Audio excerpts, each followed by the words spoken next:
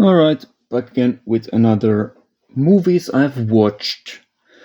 Like last time, I've got 20 movies here, 17 physically, and 3 that I will talk about lastly that I don't have a physical copy of. So let's get into it without any further ado.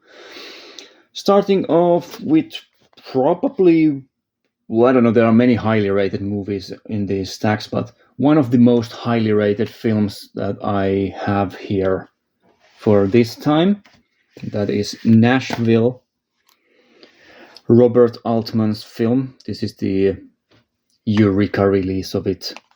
Pretty old release. And yeah, very long movie. Well, it's actually not as long as I remembered. It's 2 hours and 20 minutes. That's fine. Yeah, a movie that many people often call one of the greatest films ever made and makes the favorite films of all time lists for many people. For me, not necessarily.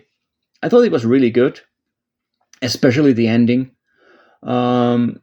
It's one of those movies where there is a very loose plot. It's mostly about the mood and the feel, like building this sort of a feel of 70s America with these different, well, it takes place in Nashville, so you have lots of country music here, and you have just dozens of characters that are being followed. It's like, yeah, I saw Magnolia when I was quite young, probably 15 years ago, and I loved Magnolia. So like this is the original movie in that style. Very much something that has inspired others of these sort of all-star cast, just massive, these sort of ensemble cast movies. And yeah, it's interesting, and it's quite an achievement. And it's interesting that all of the characters, even though there are so many of them, they all feel like fleshed out real human beings, right?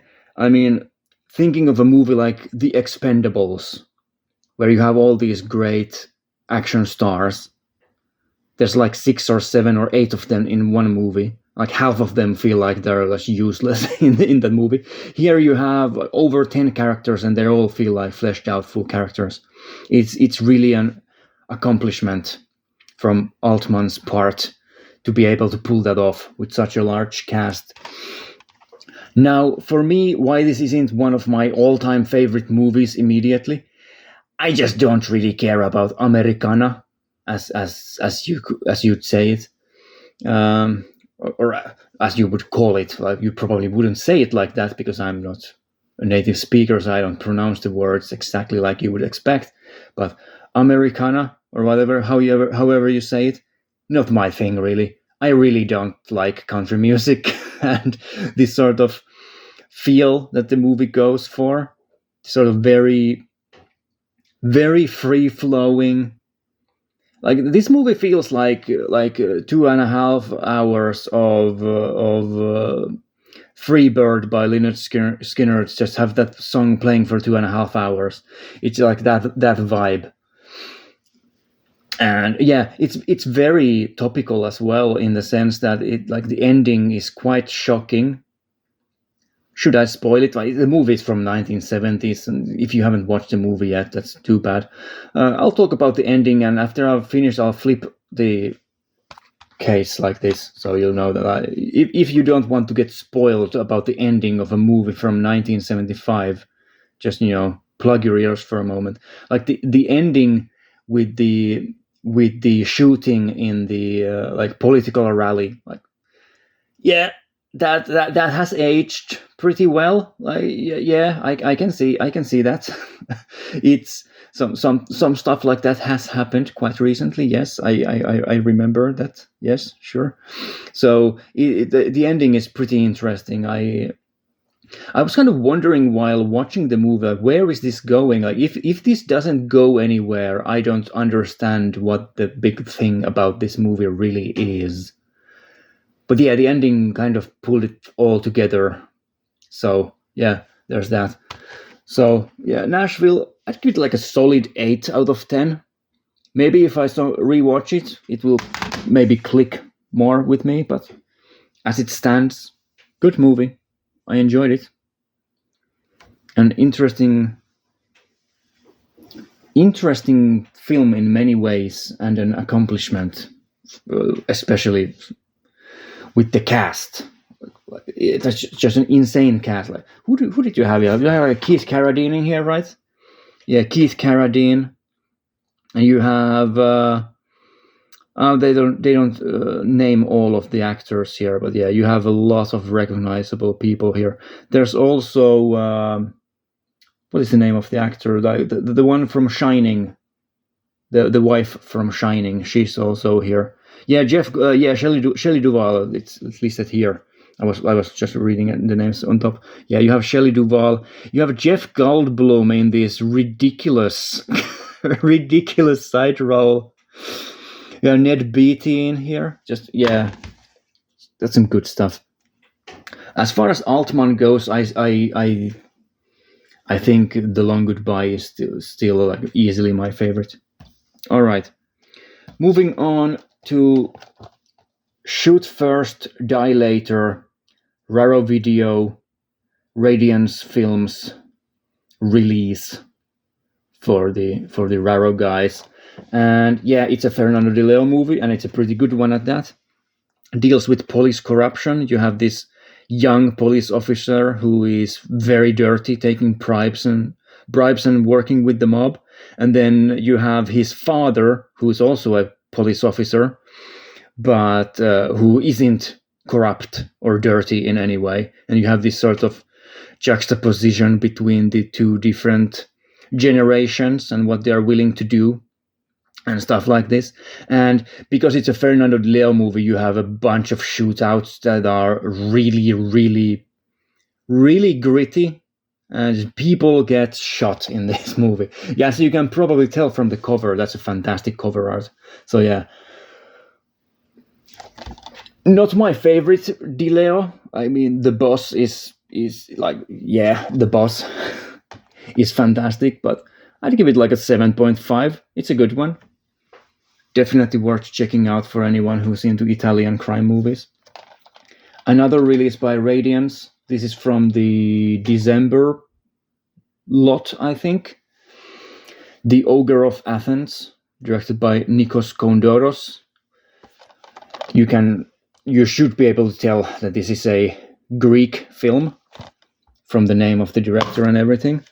And yeah, it's an old one. It's from 1956. It deals with this sort of a situation where this guy is being accused of a crime. Like, there's a killer on the loose or whatever, and this guy is mistaken as the killer. Like, there's a mix-up with the identities, and the movie is about this innocent guy just wandering the streets in Greece, trying to not get picked up by the police. And it's kind of funny. It's a low key a comedy. It's not a comedy movie in the Adam Sandler, haha, look at me getting hit in the balls way, but it's a more of a subtle comedy. And yeah, for the most part, for the most of the movie, I thought it was just fine.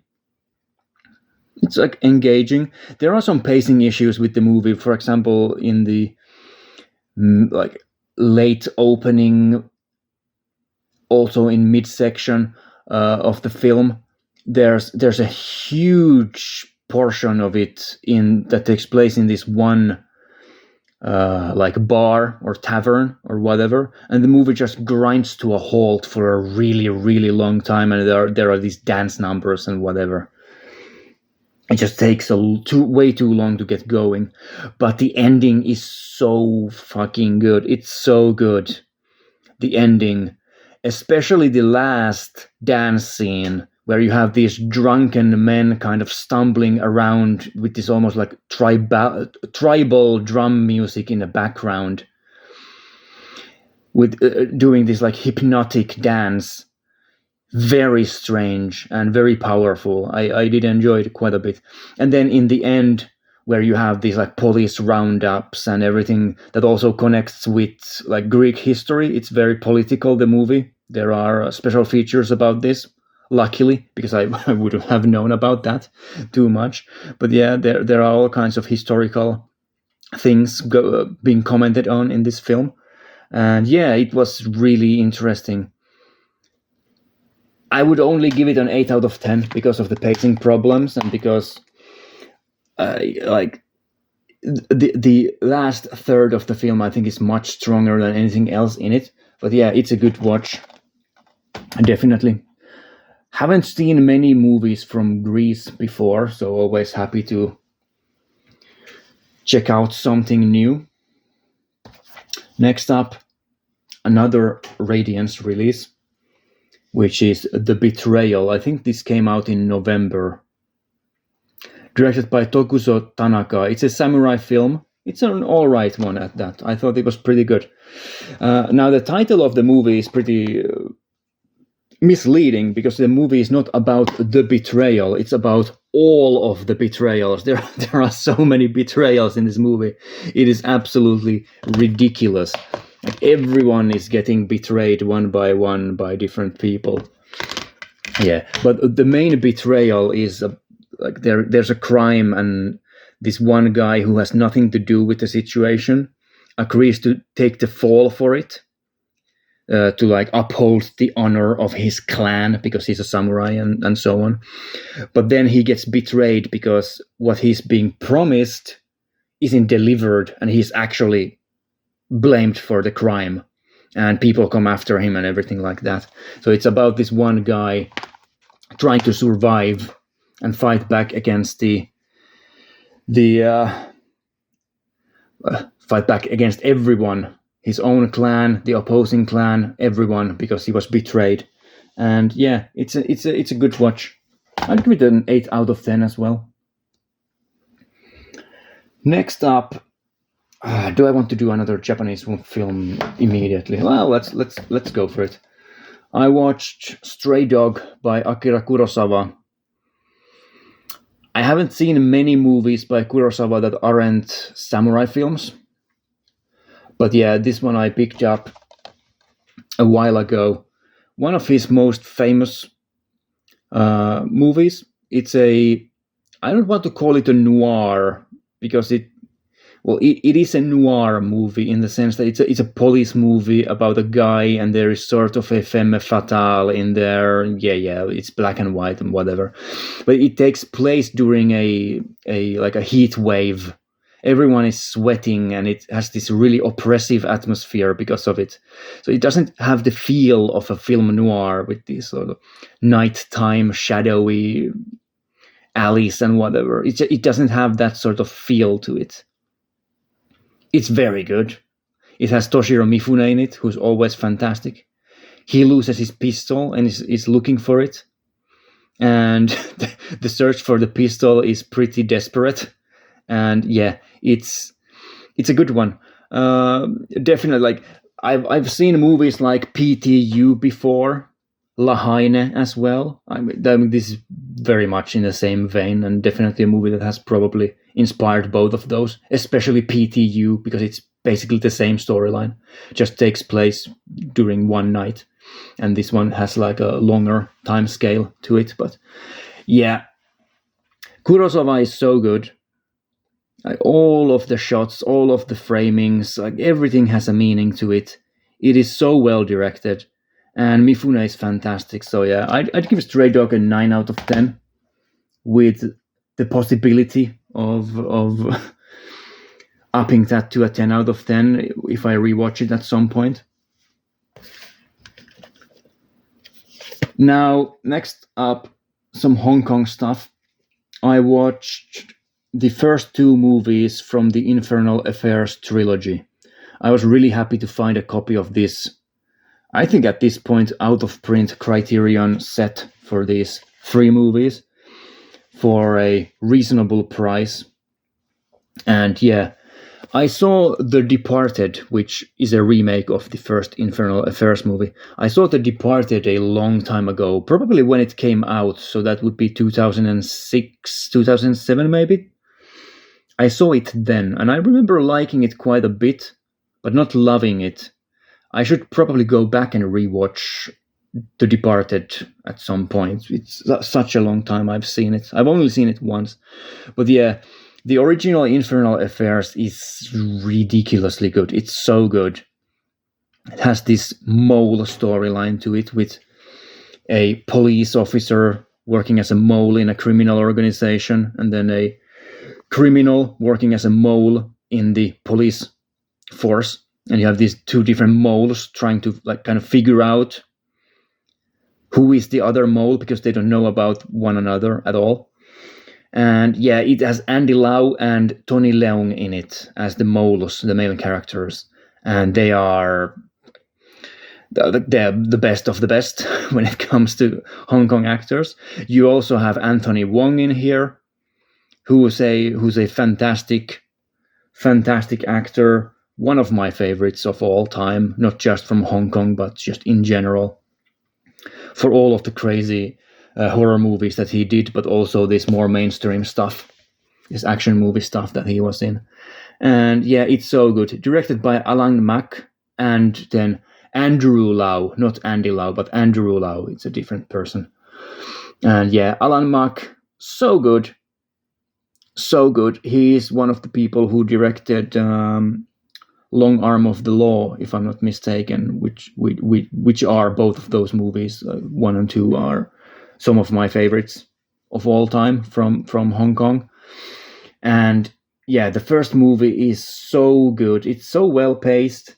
It's so tense, so interesting. You are just on the edge of your seat, waiting for when it happens that one of the moles is found out and how that affects everything. And yeah, just gorgeous imagery. I especially like the ending shots. I think is it the first or the second movie or both end in these like cemetery shots, and cemetery shots look so cool. Yeah, and well, the first movie is definitely better than the second one, but the second one is also really strong. The second movie is like a prequel with different actors in it. There are some of the side actors are the same. So you have, for example, what is the name of the guy? He's the guy who plays the triad boss Sam in this movie. Like Alan, is it Alan something? It's Eric Chang, I think, something like that. He's in both of these movies. One of the reasons why I don't like the second one as much as the first one is that the Eric Chang character is so radically different from in the second movie in comparison to the first movie, and I don't really understand why that it is so different. It's strange. Maybe I missed something, but it feels like they are completely different people. Although the character is the same and the actor is the same, they just don't act the same way. And I don't know what they're going for with that. It's also interesting that the first movie is just 1 hour and 40 minutes, but then the sequel is 2 hours. And then the third one, which I haven't watched yet because it's supposedly pretty bad, the third one is also like 2 hours long. So the sequels are even longer than the first one, which is the most famous and well-liked one of these. Yeah. Infernal Affairs, just incredible Hong Kong action movies. They are more on the, like, they aren't as action-packed as some of the other ones, like the John Woo movies or Ring Lam movies or whatever. These are more thoughtful and kind of have a slower pace to them. But that doesn't mean that they aren't as hard-hitting when the action comes, because the action does come, and it's very cool. So yeah, there you go. I'd give Infernal Affairs, the original one, a strong 9 out of 10. Maybe the second one, an 8 out of 10. Definitely worth watching. Now, another Hong Kong movie that is definitely worth watching is The Cat, which I checked out. And this one much better than Devil Fetus out of the ones that were released in the latter half of last year by 88 Films. I think this came out, when did this come out? Like September, October, I think. Yeah, Devil Fetus and this were released pretty close to one another. Devil Fetus, I talked about in one of the early episodes, a huge disappointment. This one is the good stuff. It has a cat in it who is an alien with incredible superpowers, and it doesn't get any more normal from that. So this is one of those Hong Kong movies that are just batshit crazy. You have all of these different alien monsters in it, incredible special effects with the monster designs and everything. Very gory, very disgusting. It's by the director who did a story of Ricky and the Seventh Curse and a bunch of other crazy movies. So, yeah, you know what you're getting yourself into if you know his movies.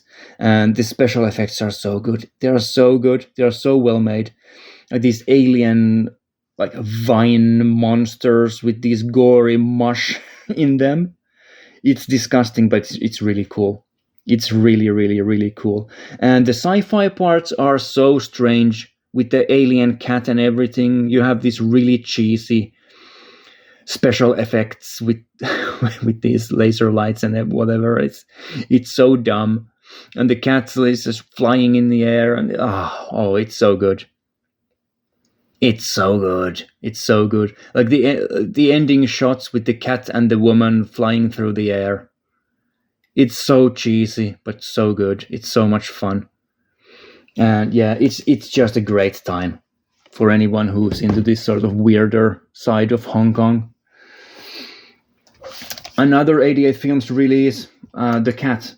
Strong 8 out of 10. Absolutely. For some people that may be a bit high, but whatever. I liked it.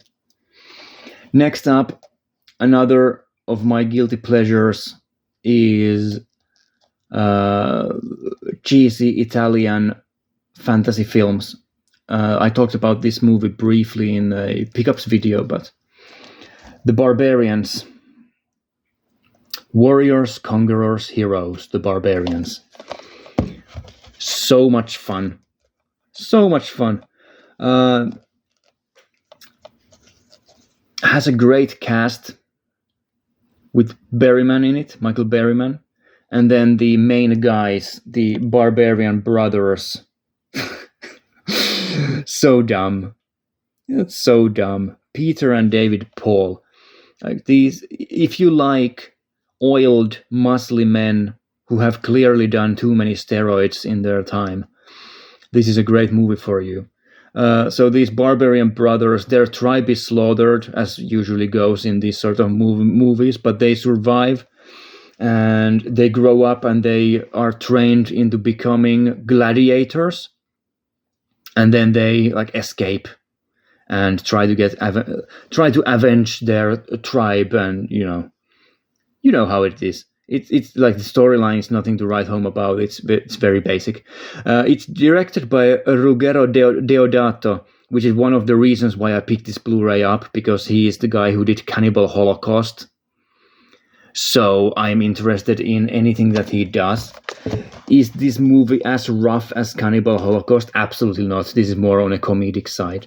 But there are some hard-hitting action sequences here, and yeah, it's just a good time. It's a cheesy, fun, good time. Reminds me a lot of movies like The Iron Warrior, also released by 88 Films. And yeah, I'd give it like a solid 7 out of 10. Again, for some people, that's way too high, but I don't care. I give scores based on how much I enjoy something. There's nothing like pretentious, more pretentious to it than that. I don't score a movie highly because it's ought to get a high score. It's just my opinion. Next up, this one fits together with the last ones. Another cheesy, funny, fun movie that I'm probably going to rate a lot higher than some people. It's Roadhouse with Patrick Swayze in it. A quintessential 1980s kind of an action movie, I guess. It's about Patrick Swayze, who is the coolest bouncer ever. He's hired to clean up this roadhouse bar place that's notorious for having just a bunch of guys going there and starting fights and grabbing all the women and dealing drugs and everything. And Patrick Swayze goes there and he shows all the bad guys who's the boss and kicks their ass like he's supposed to. You also have here a great performance by Sam Elliott, who is also a legendary bouncer from a different town, working in a different bar, and he comes over here to help Patrick Swayze. And of course, there's a huge villain, Ben Gazzara. I know him best from The Killing of a Chinese Bookie. Just a fantastic actor. I haven't seen many movies that he's been in. He did a lot of the what is the name of the actor director? I have a movie here that I can pull out of the shelf to check the name. John Cassavetes. He was in John Cassavetes films. I think I haven't seen many of those. So very famous actor Ben Gazzara. He's the bad guy here, as the guy who runs all of the all of the bad stuff that is going on and got rich off of it. And yeah, the fight scenes are so much fun. They are so 80s. I guess it's the best way to put it. They are so 80s.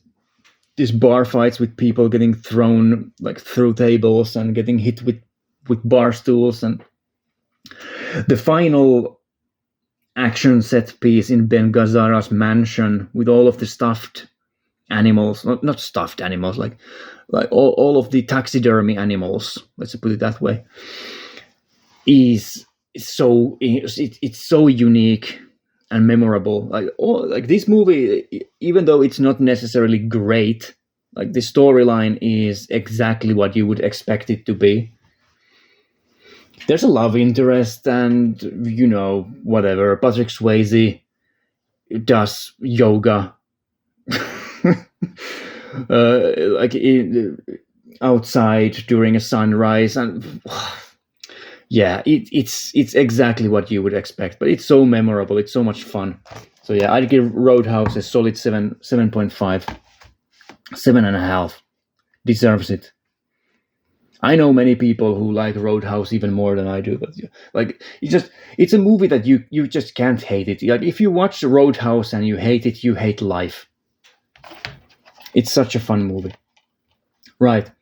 Next up, I watched a double bill of 1940s horror movies. So these are the Val Lewton produced horror movies I Walked with a Zombie and The Seventh Victim. Very different movies, but also very similar in other ways. The first one, I Walked with a Zombie, very atmospheric, takes place in the Caribbean, deals with zombies, so it's like a voodoo cult film, and incredible cinematography with this black and white Caribbean, very dark and creepy atmospheric shots. These I guess the most famous scene, do we have visuals of it? Yeah, it's this where they go and walk into this high grass. I don't know what it is. It's like corn or whatever, reeds, whatever it is, and there's this zombie in there, this guy, and it is so incredibly creepy. Do we have a better picture here? No, we don't, unfortunately. It's the iconic image. It's like this like massive, tall zombie guy, this like Caribbean black guy with these eyes that are like bursting out of his head. It is such a striking image. The movie is full of images like this. It's very gothic as well at times, where when especially in the nighttime scenes, sometimes like inside the Caribbean mansion that they are staying at, it has this almost like a gothic style to it, but then combined with this Caribbean like exoticism, and yeah, it's really cool.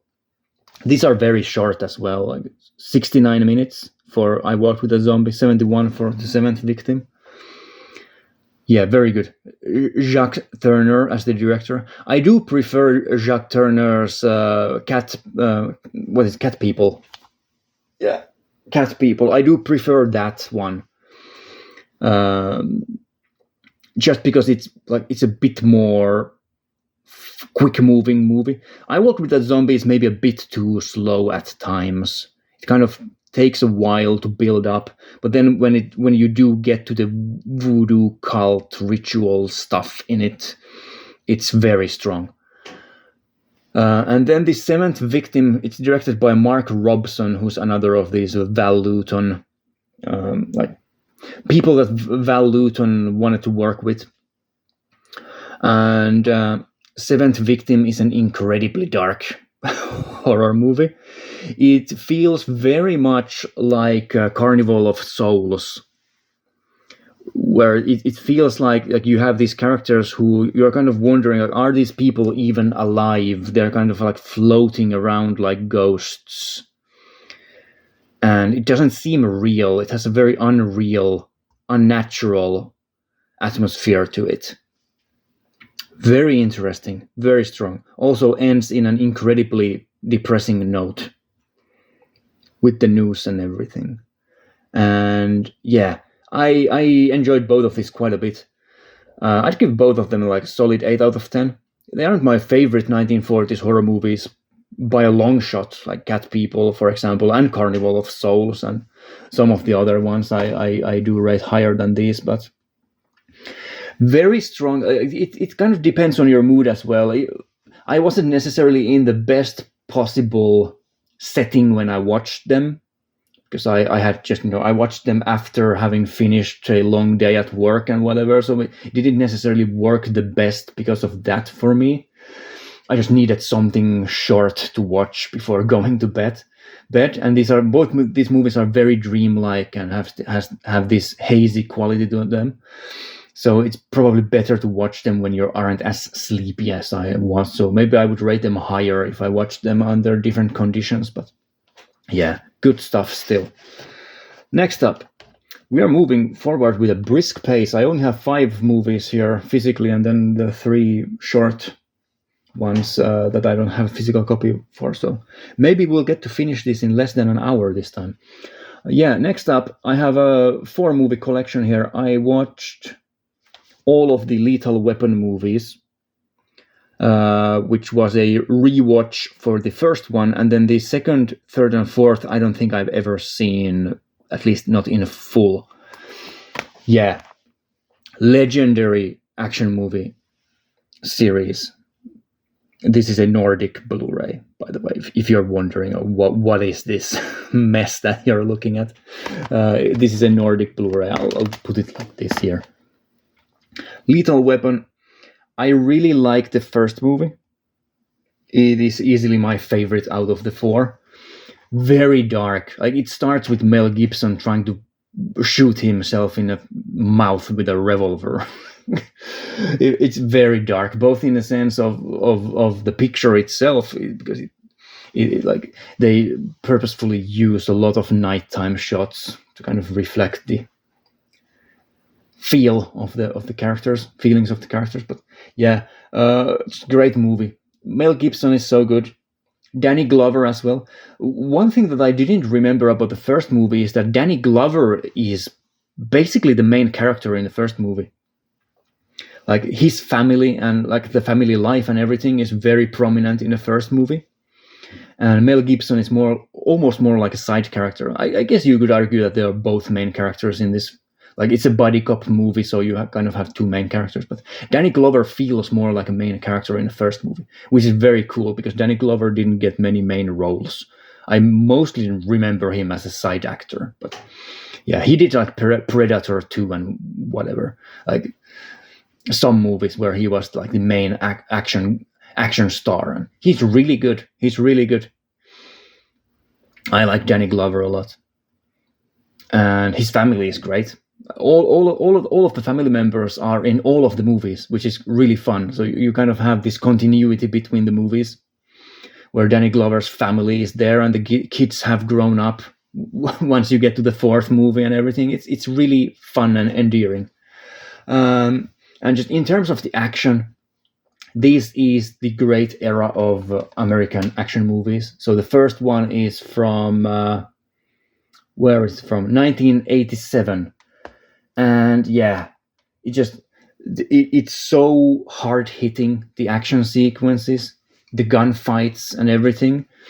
Lethal Weapon has some of the best gunfight scenes in American action movies. Very Hong Kong style in just how bombastic and over the top they are, and also the fist fights and everything, like the melee combat, and the hand-to-hand combat has this sort of heavy roughness to it that isn't in many other American action movies. Like, American action movies are more about the shooty bang bang. They don't have as much of a grit to it and this heaviness to it that I think Lethal Weapon has in all of the four movies, and it's so good. I would give the first one like a solid 9 out of 10. It's one of my favorite action movies of all time.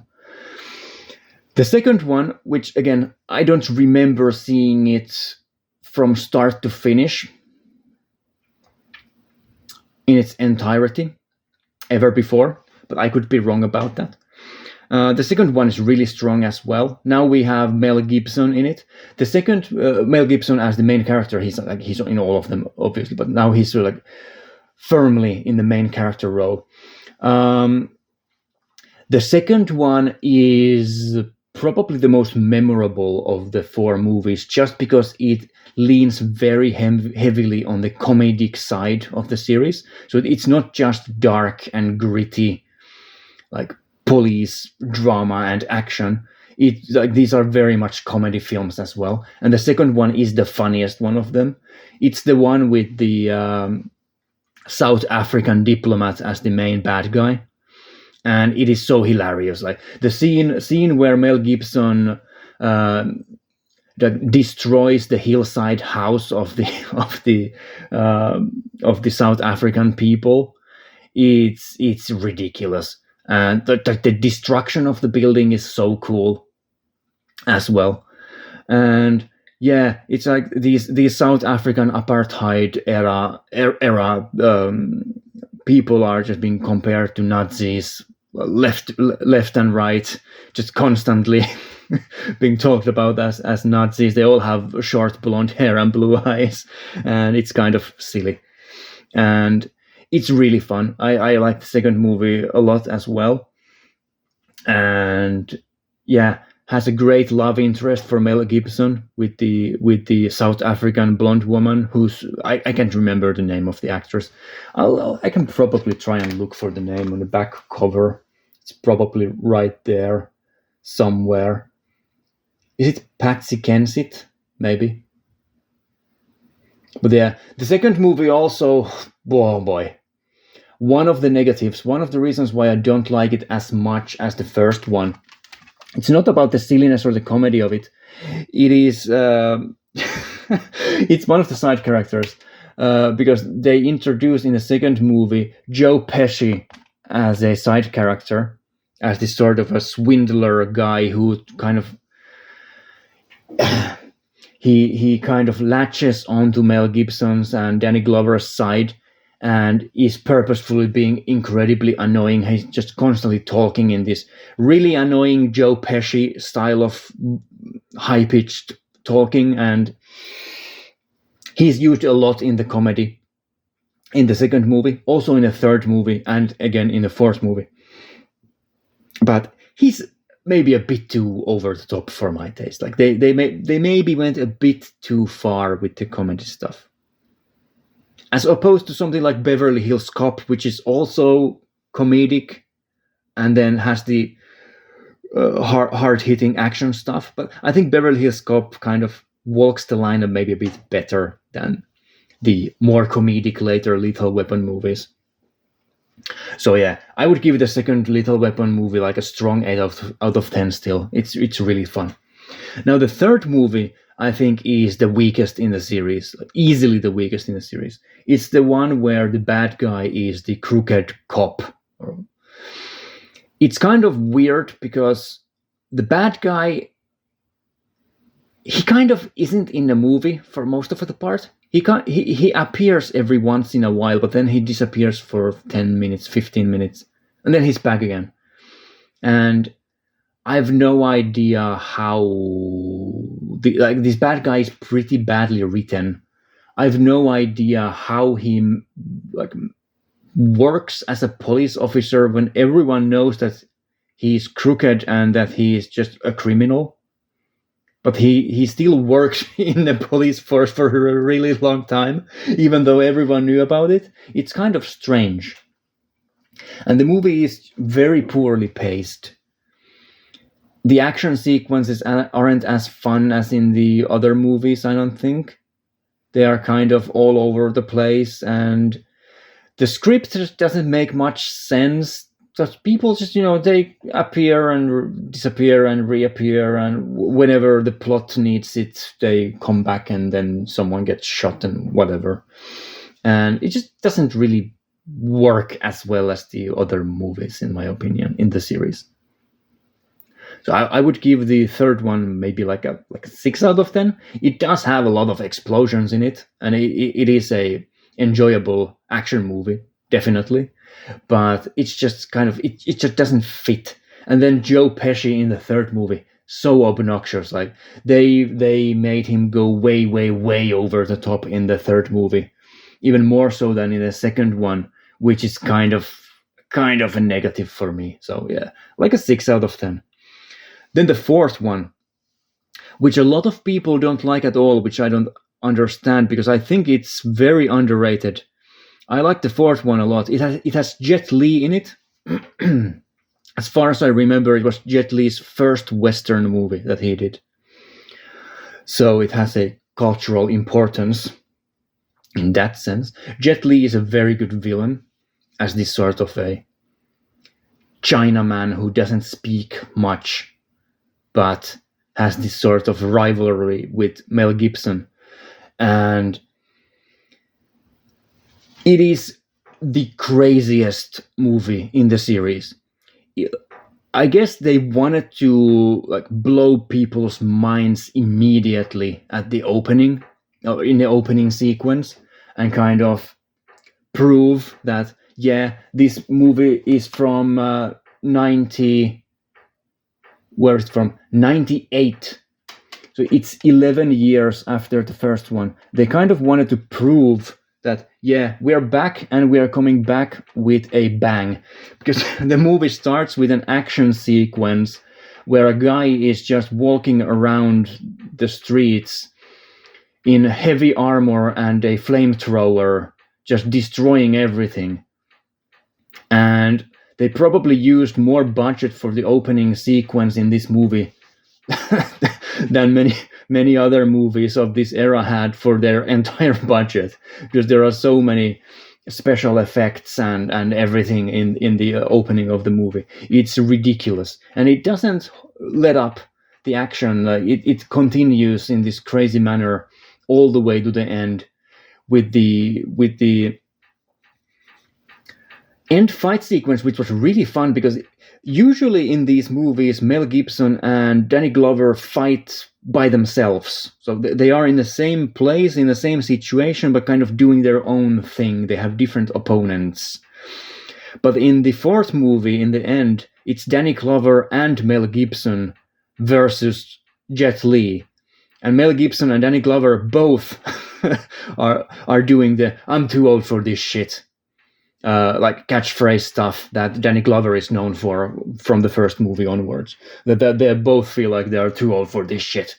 with this young Jet Li guy coming to America and then kicking everyone's ass, and it's really fun. It's really fun. So yeah, I would give Lethal Weapon 4 like a solid 7 out of 10. It's an enjoyable action movie. It's not as iconic as the first two, but I think it's much better than the third one.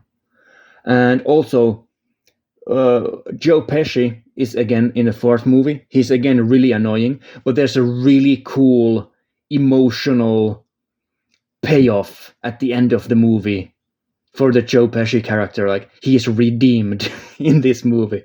I like the fourth movie a lot for this redemption arc that the Joe Pesci character has in it. This sort of Joe Pesci is very, very human and emotional at the end of this movie and acts incredibly well here. So yeah, I can't remember the name of the character, so I just call him Joe Pesci because it's just, Joe Pesci doing his stuff. But yeah. And then lastly, for the physical stuff, I've had this Blu-ray for years and years. I finally checked out 1984. This is the American Blu-ray, region-free from Twilight Time. And yeah, it's the adaptation of 1984 with John Hurt in the main role. I'm a huge fan of the book.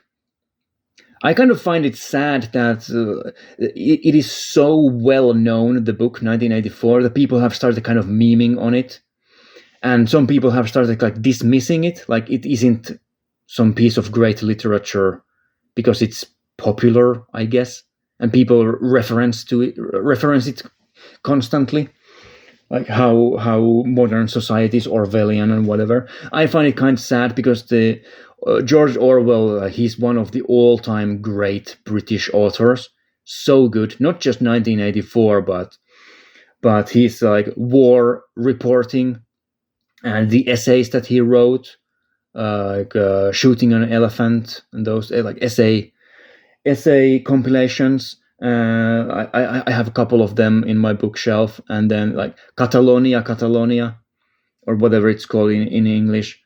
And yeah, he did some really, really good work, just really good work. He's one of the great authors of all time. And 1984, I think, is a brilliant book as well. It's much deeper than what people usually discuss online about it.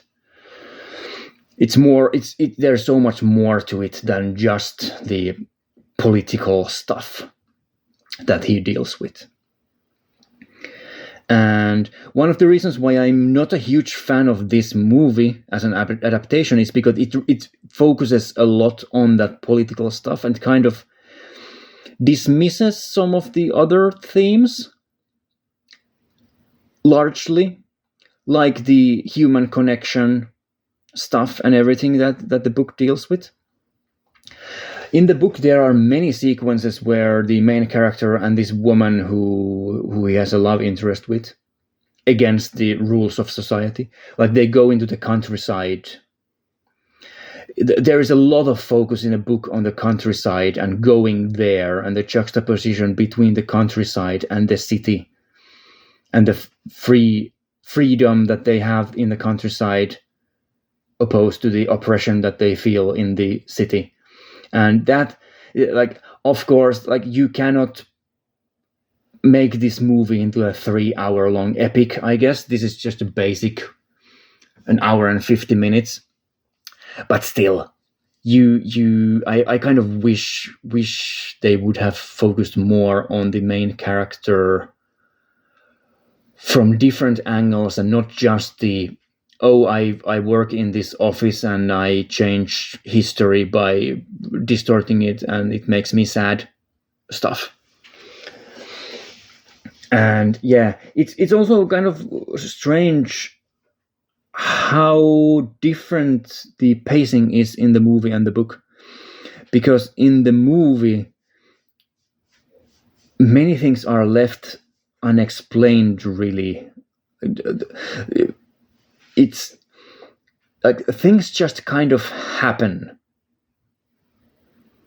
Like the main guy, he just appear, like, he just goes into the proletarian area, so like the lower class area that you aren't supposed to go to if you work for the government, whatever.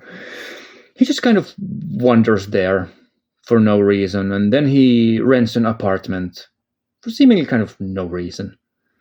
But all of these things are explained much better in the book, so I don't think the storytelling works as well in the movie as it does in the book, which is to be expected. But usually adaptations, like, they are trying to kind of at least somewhat explain what is going on in a more robust manner.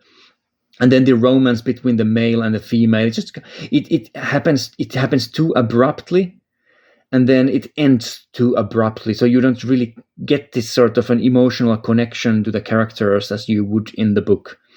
Like Winston, the main character here in the movie and in the book, he is very distant in the movie, as opposed to the book, where you get to know a lot about him and his thinking, way more than you do in the movie. And yeah, it's one of these things, like, if you've read the book and then you watch the movie, it just doesn't work as well. You see all of these problems with the movie that you wouldn't probably pay attention to if you hadn't read the book.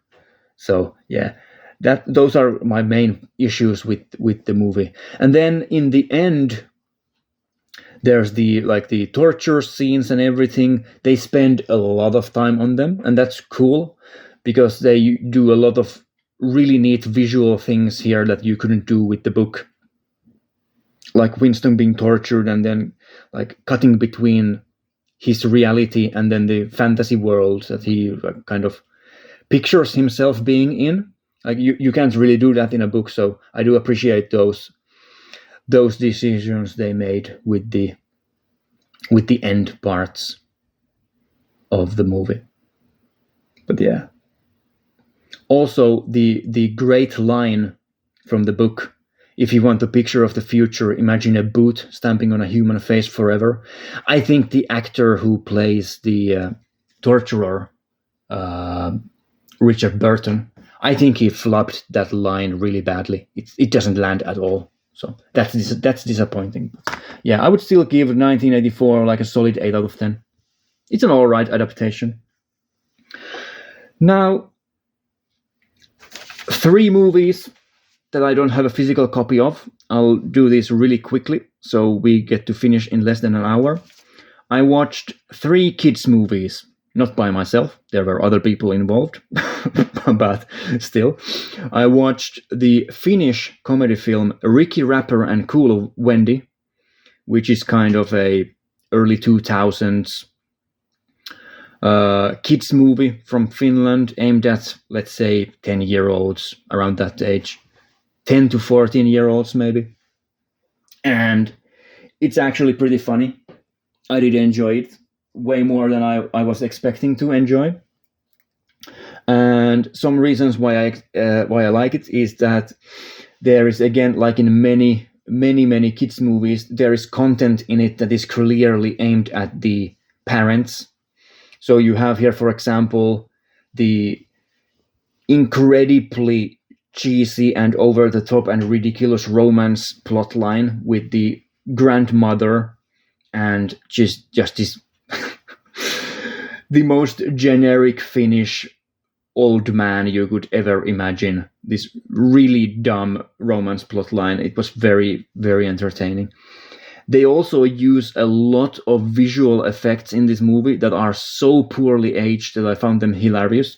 They have this sort of almost like Windows Movie Maker level effects with these like if someone gets hit in the head, there's stars flying around their heads and this sort of thing. It looks so bad. It looks like Windows Movie Maker. And they have all these different sound effects that they play that sound like they sound like they're from some generic soundboard that you would find on the internet.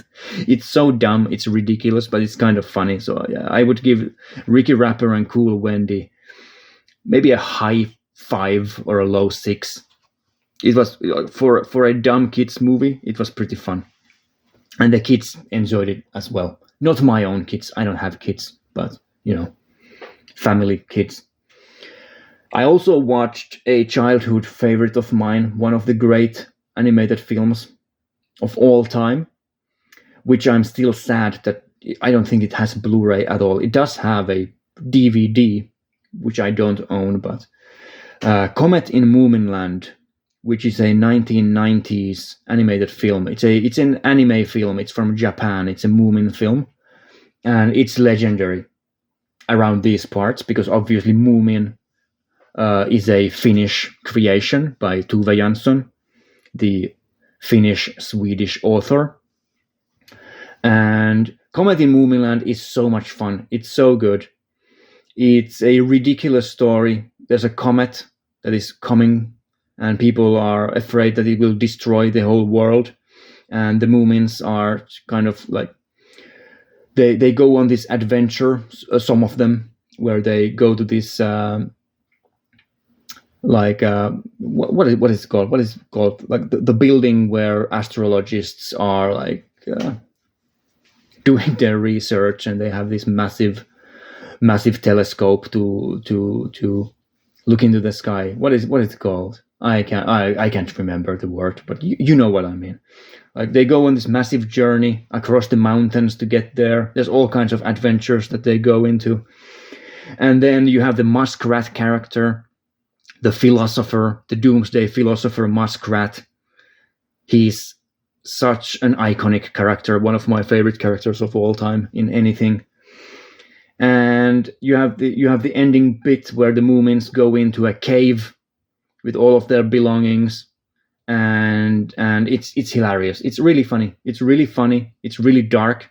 Like many Moomin related things, they have this sort of psychological and philosophical side to them that isn't immediately obvious, but there's also really funny comedy stuff in it, and it's a fun kids movie as well. All the kids always love it, and there's so much depth to it as there is in all Moomin related stuff. So yeah, Comedy Moominland, easy 10 out of 10. One of my favorite movies of all time. Also the movie that I've seen the most. I've watched it for over 10 times. So there you go. Also the Finnish dub for it, the Finnish language dub, is incredible. It's so good. Like for the Moomin television series as well, the dubbing is very, very high quality and professional. And then lastly, I watched Puss in Boots. I'm pretty sure I haven't seen this one before, at least in its entirety, but I could be wrong about it. Because I did have a rating for this in IMDb, but I don't remember ever watching it. So I rewatched this with a friend of mine, and it's fun. It's really fun. And like many of these animated kids movies, it has a weird sexual tension to it that you only realize if you watch it as an adult. There is so much awkward sexual content in this movie that it's kind of hilarious. And yeah, it's a Shrek spin-off movie. You have Puss in Boots in it, and he is being accused of all kinds of crime, some of which he did and some of which he didn't do, but he's still accused for all of it and kind of escapes from the law and whatever. You know the story. You've seen the movie. If you haven't, go watch it. And yeah, it's a fun animated movie. I don't think there's really much more to say about it. It has great voice acting. It looks much better than the Shrek movies that came before it, obviously, because it's a more modern movie. It's from the 2010s. I can't remember the exact year. Yeah, it looks so much better than the Shrek movies, especially the first Shrek movie. And very fun. Has lots of heart in it. And that's that. I managed to do this in less than an hour, so yay for me. I'll be back again next. What would I give Puss in Boots?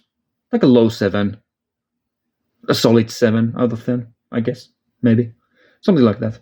So yeah, that's it.